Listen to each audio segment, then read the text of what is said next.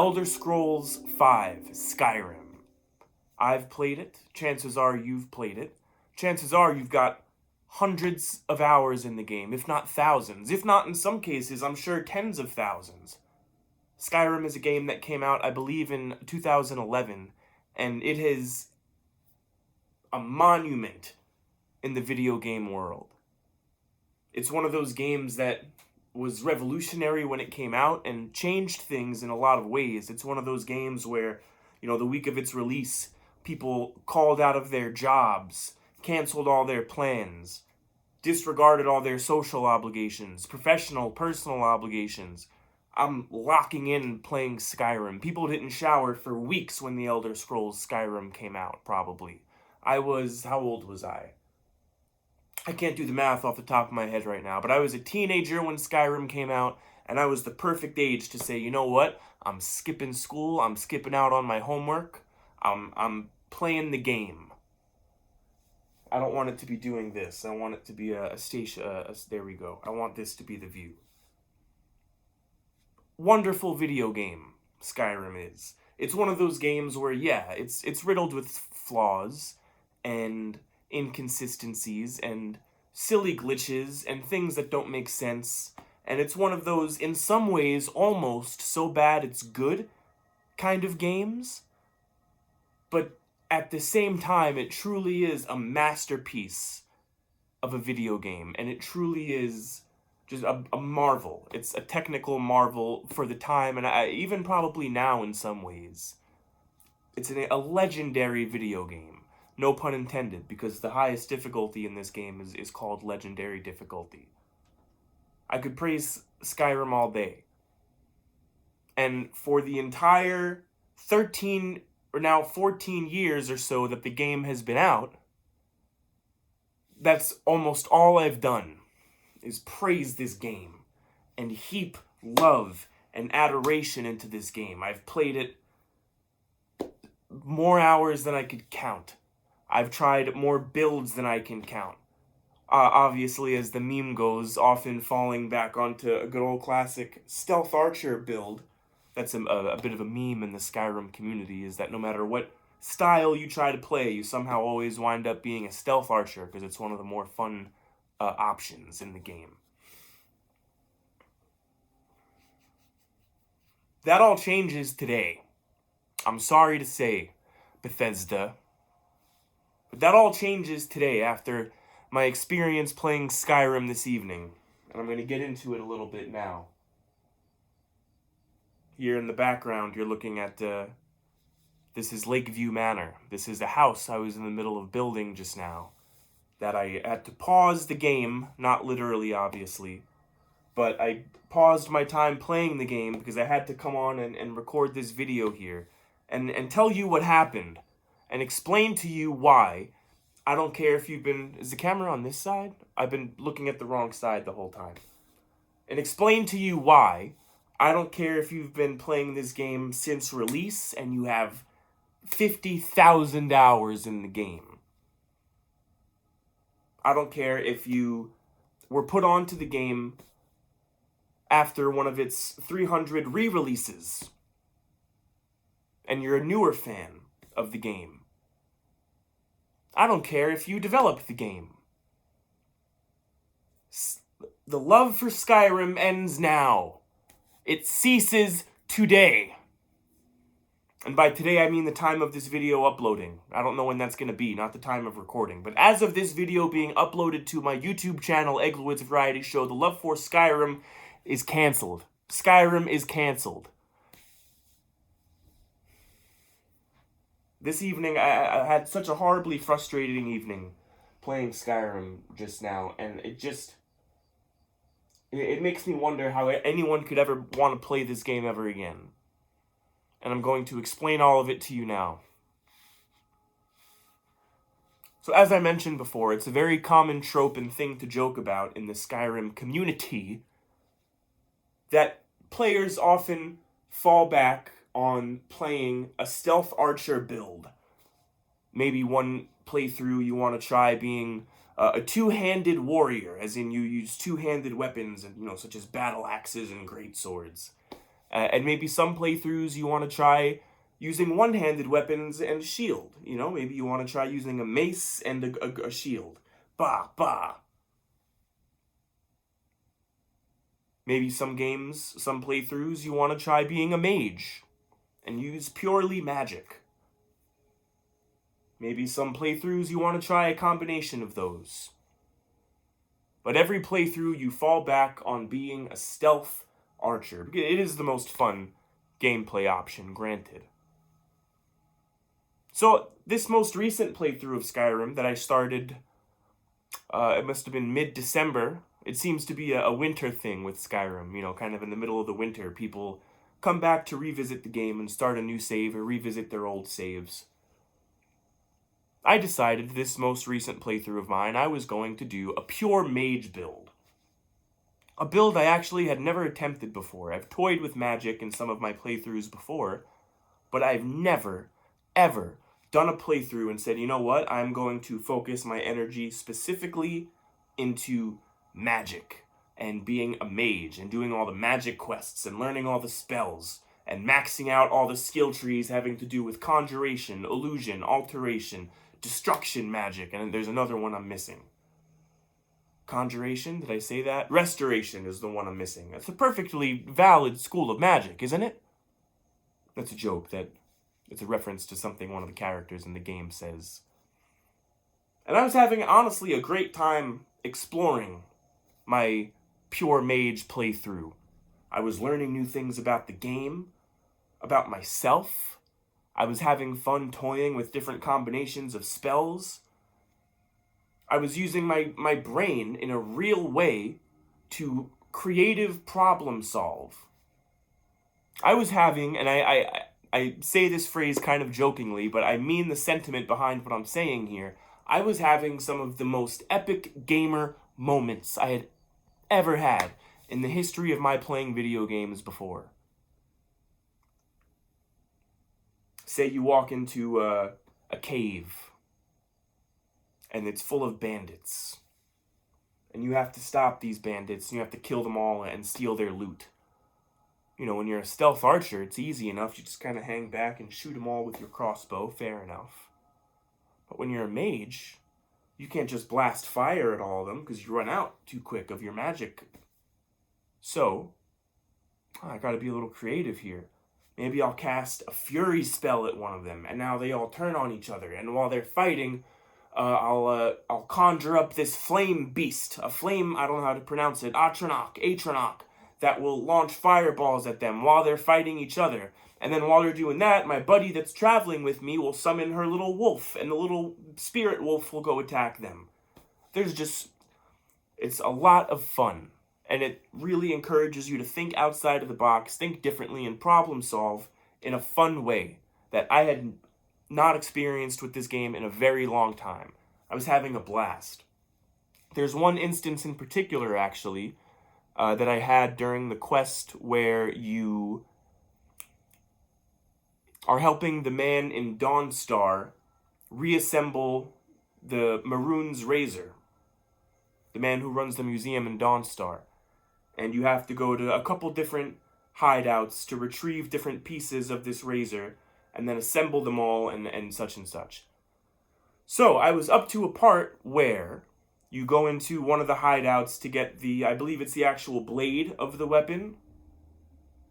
And I had an incredible time in there. You first enter and there's 3 bandits that are relatively low level and easy enough to deal with.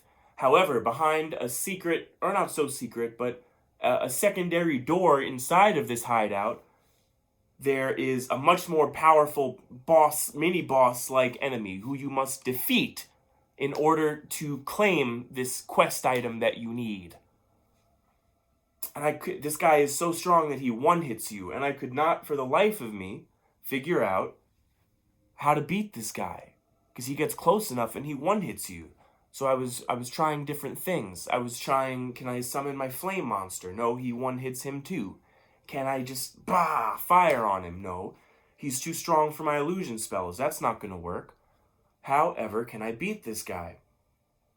I discover, around the bend inside of this hideout, a little fenced-in area where you could lower the bars and then raise the bars with the press of a button, like a little jail cell. And so I dealt with the 3 initial bandits, the lower level ones. I attract the attention of this mini-boss. I get him to chase me. I lure him to behind where the little jail cell is while the bars are down. Once he's behind the jail where the bars go, I hit him with a paralysis spell.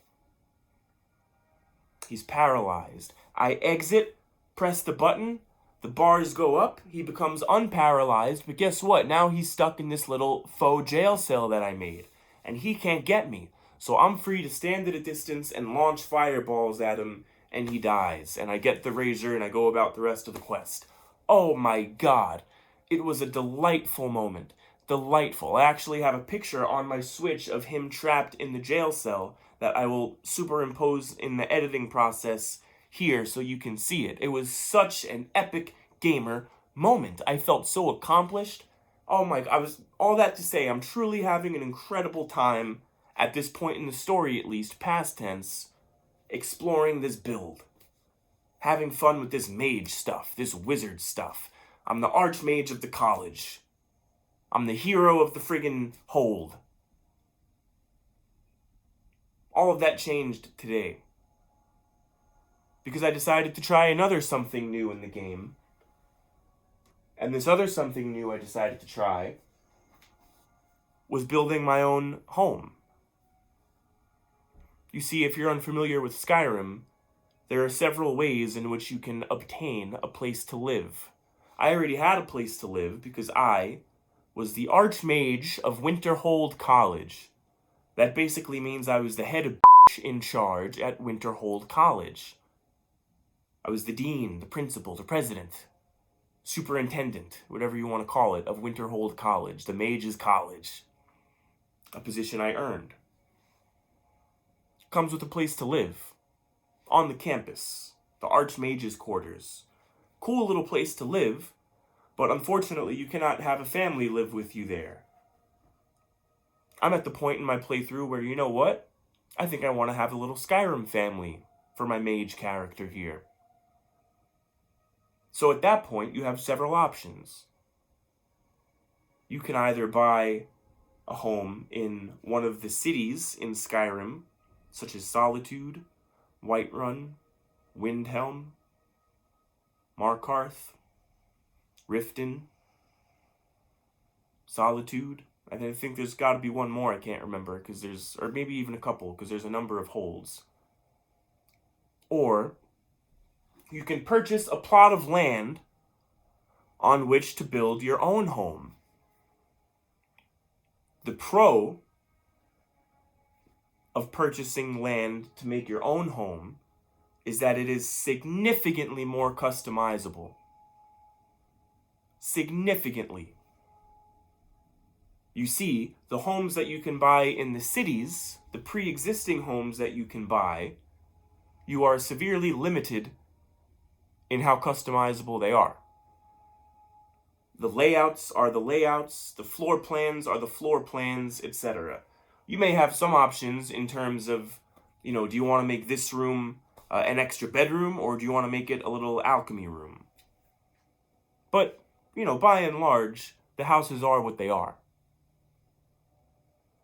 However, with these bad boys, you can make them much bigger. Check out the size of this bad boy. It's practically a mansion. I'll give you a little tour in a second. And B, the world is your oyster. You want an aquarium? You have it. You want 2 towers? You could have them.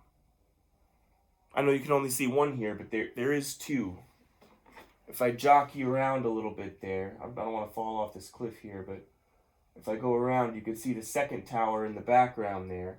I have 1, and then behind this unsightly tree is the original tower 2 that we were looking at. You want a little balcony, you could make that. You can really play interior, exterior designer here.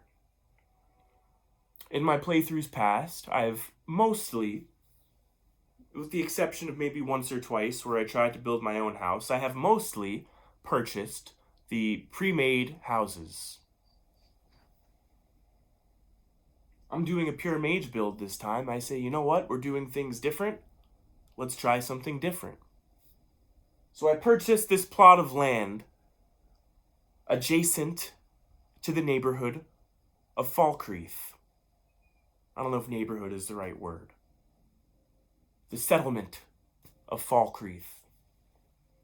And I said, I'm going to build Lakeview Manor. That's the name of this particular house that you could build.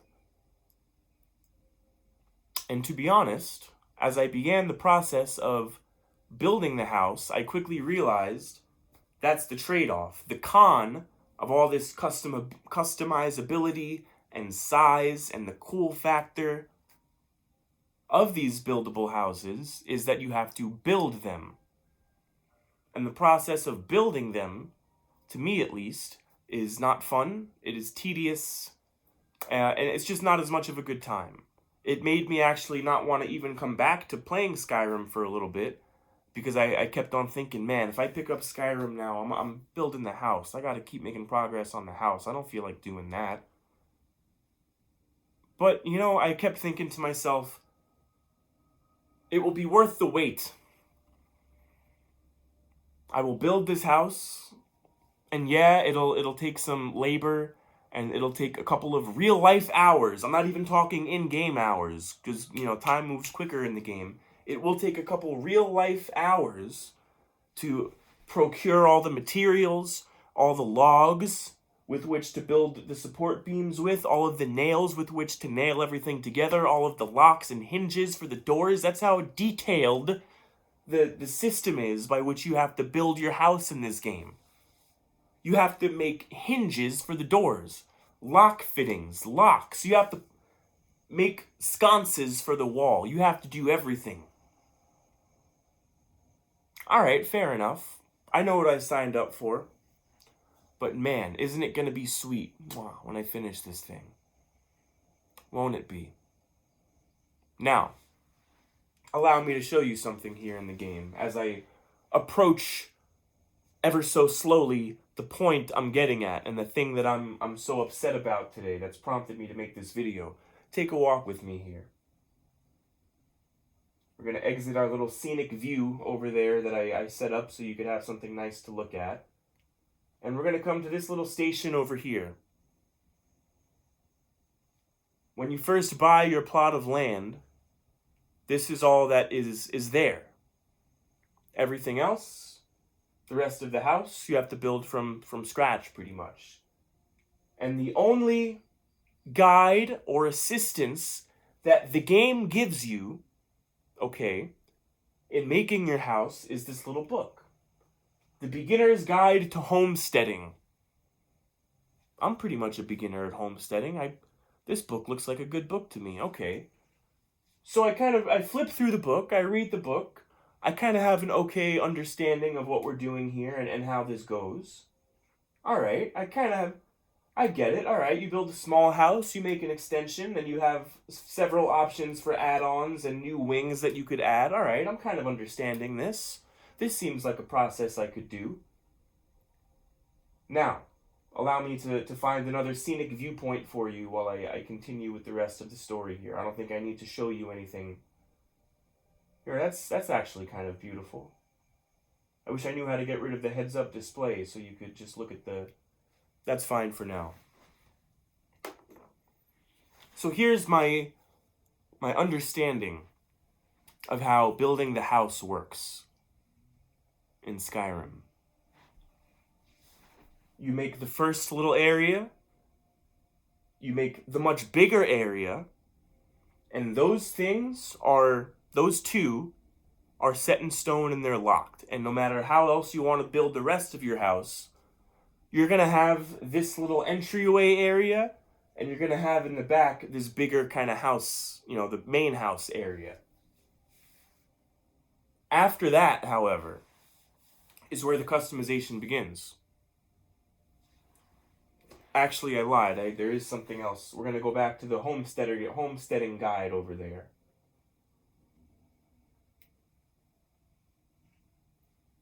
You then have, after you build those main areas, a number of options for extensions and add-ons to your home, each of which serves a different purpose and a different function. Allow me to find the page in the book here, if you'll allow me a moment. Yep, so you get the entryway, the main hall, and then you get additions, of which you can choose 3.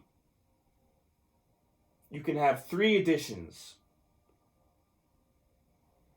Bedrooms, a greenhouse, an enchanter tower, a storage room, a trophy room if you're a hunter, an alchemy lab, an armory, a kitchen, a library. Those are your options, and you pick 3 of those that you can build additionally onto your house.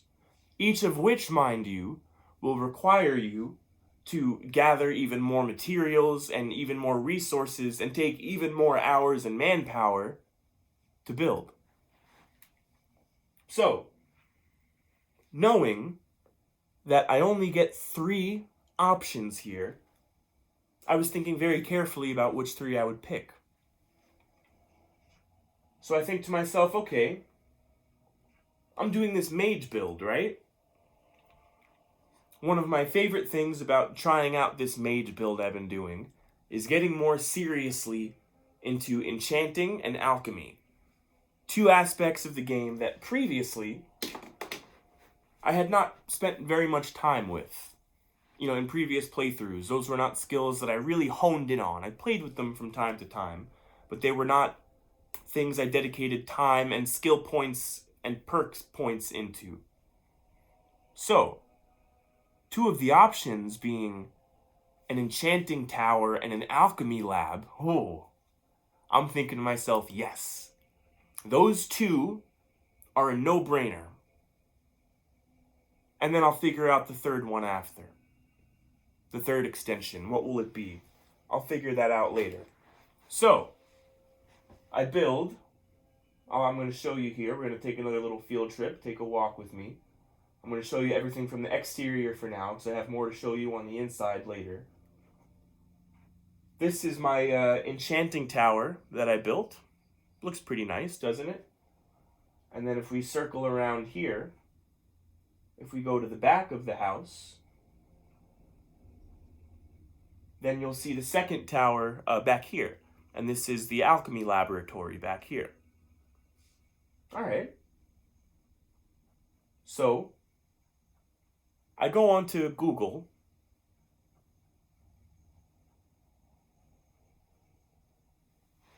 And I look up, what is the best layout for Lakeview Manor? Because I want to see what other people have to say. Probably people on Reddit that are going to be having nice discussions about some of the best add-on options that you could have for this particular house. Okay. I get on Reddit. I find a thread, exactly what I'm looking for. What are the best options for Lakeview Manor? What's the best layout for Lakeview Manor? What are the best extensions and add-ons for Lakeview Manor? Jackpot. I already know I'm going to have the alchemy lab and the enchanting tower. And I've already built them. I've built them already.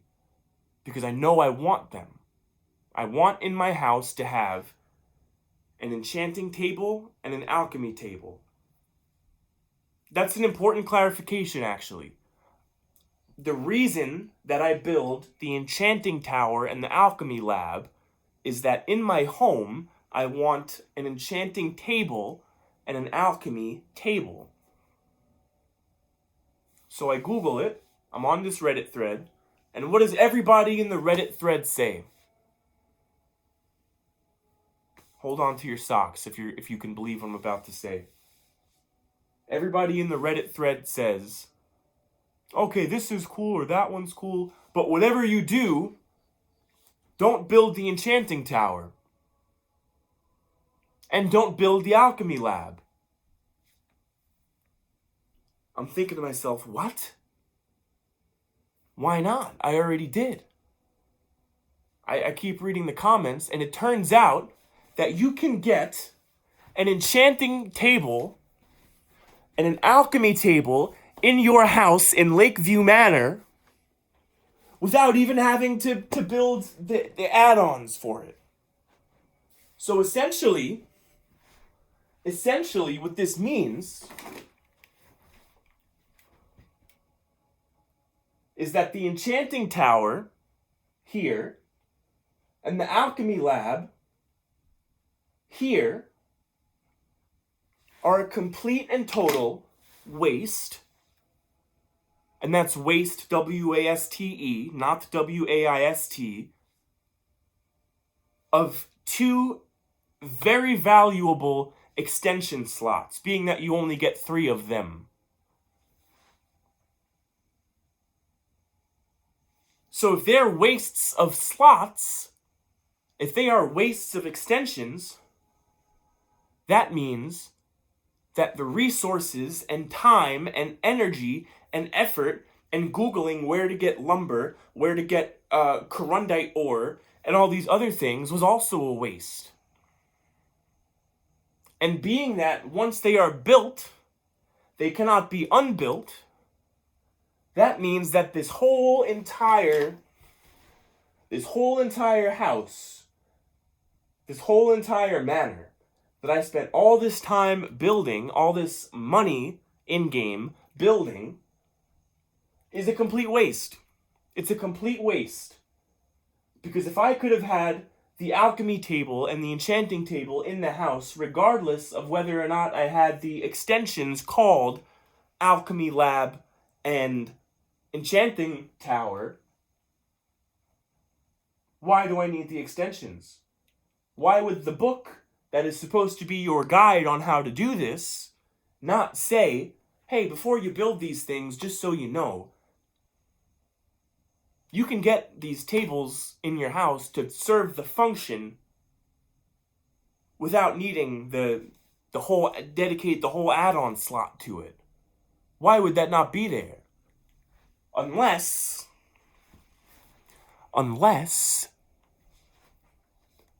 Bethesda wanted deliberately to attack me personally and waste me, Eglowitz Variety Show, my time personally. I don't know what I did to deserve this. I was a teenager. I was in high school when this game came out. Although the DLC, I believe, that the Build Your Own Home package was a part of, I believe came out a couple years later. But I was a young man at oldest. I was a young man at oldest. And I don't know what I could have done to deserve being treated this way as a player of this game. As an enjoyer for years of this game. I have bought this game 3 times. I bought this game on Xbox 360 when it came out. I bought this game on PlayStation 4. I bought this game on Nintendo Switch, which is where we're playing it now. Why on earth would you make it an option to build an enchanting tower and an alchemy lab if, even without building them, you can have an enchanting table and an alchemy table in your house regardless? And you could just use those 2 very valuable, because there's only 3 of them, extension slots for your home for other things. What if I wanted a library? I could have had a kitchen. I could have had bedrooms for my future children that I will adopt from the orphanage at which I murdered the former person who ran it, Grella the Kind. It's not right. A player doesn't deserve to be treated this way. It's not right. And don't even get me started. Getting all worked up here. Don't even get me started on what happens when we go inside the house. Now, before we even do that, hold on. So I mentioned how much time, effort, energy, in real life, my time, hours, and in-game coin and money that it took to build the outside of this home, right? And hey, worst comes to worst, even if I wasted 2 of the slots on these 2 stupid towers that I don't need, it's kind of a beautiful home, isn't it? I mean, there's nice woodwork, there's nice designs kind of carved into things, and it's a pretty home. Let's circle around here. There's a little garden area over here, and it's very pretty. It is very pretty, isn't it? Now, let's see what happens when we go inside.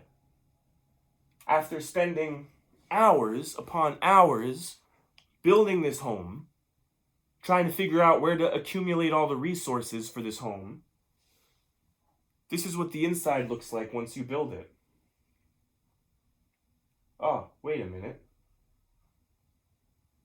You see all that? This is one of the inside of one of the towers. You see all this? You see all this? Oh, wait, no, let me show you upstairs, too. Hold on. You see all this? You see all this? Eglowitz Variety Show, do you see all this what? What are you talking about? Exactly. Because once you build the home, there's nothing inside the home.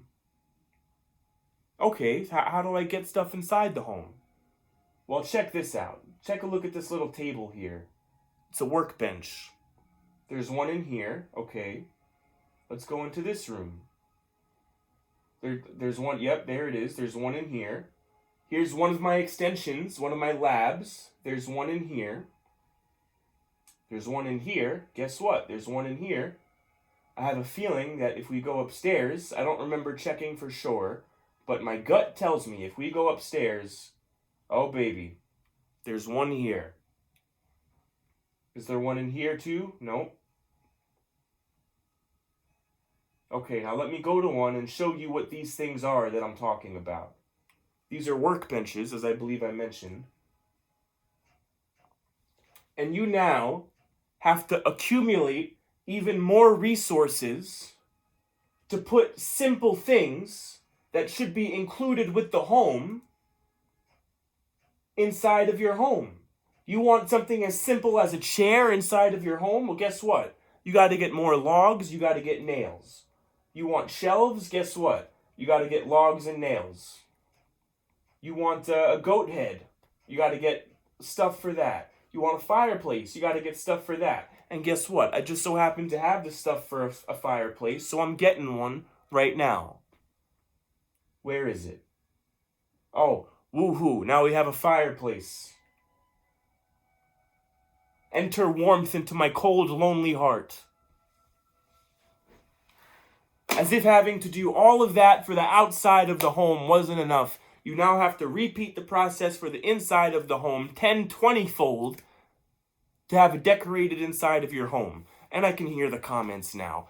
Oh, Eglowitz Variety Show. You know, that's how it would work in real life, right? Just because you get materials and build a home doesn't mean that there's automatically stuff inside of the home. Is this real life? Is this real life that we're talking about here? Or is this a fun video game that we play to not have to experience and deal with real life for a couple hours? Man, could we not just have the house built and have things inside of it so that we can begin to enjoy it quicker?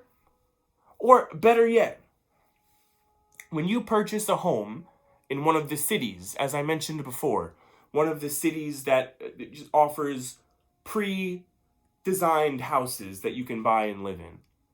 When you move into them, they're actually kind of similar. Empty.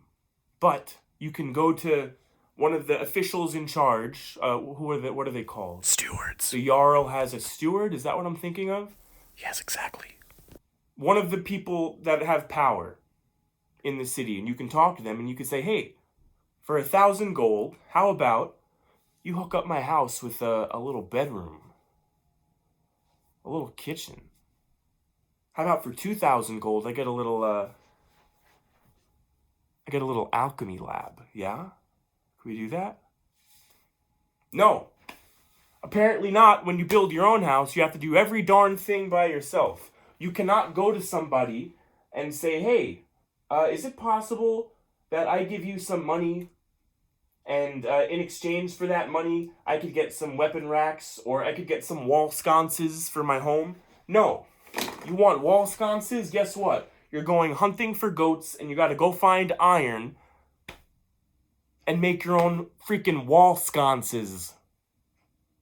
This is a joke. I'm sorry, Skyrim, but I will no longer be playing your game for the next couple of hours, ever again. I don't understand how... This is a level of detail and immersion that is annoying. This is ridiculous. This is tedious. Why...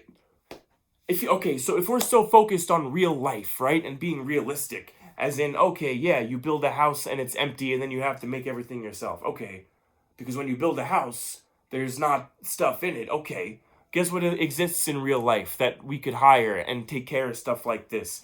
Interior designers, bro. People that handle this kind of stuff when you give them coin, money, cheddar moolah. Man. I understand that this game's version of real life probably more closely mirrors some kind of medieval feudalism versus the real life that you and I experience.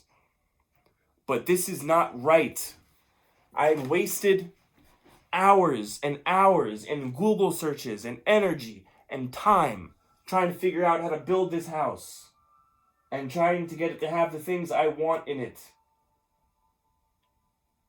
And not only am I only about a quarter of the way through having a functional home because I have to do the whole inside, but 2 out of 3 valuable add-on slots that I could add on to my home are being taken up by things that I don't need because I could have the basic thing that the add-on offers in the home regardless of whether or not I have the add-on.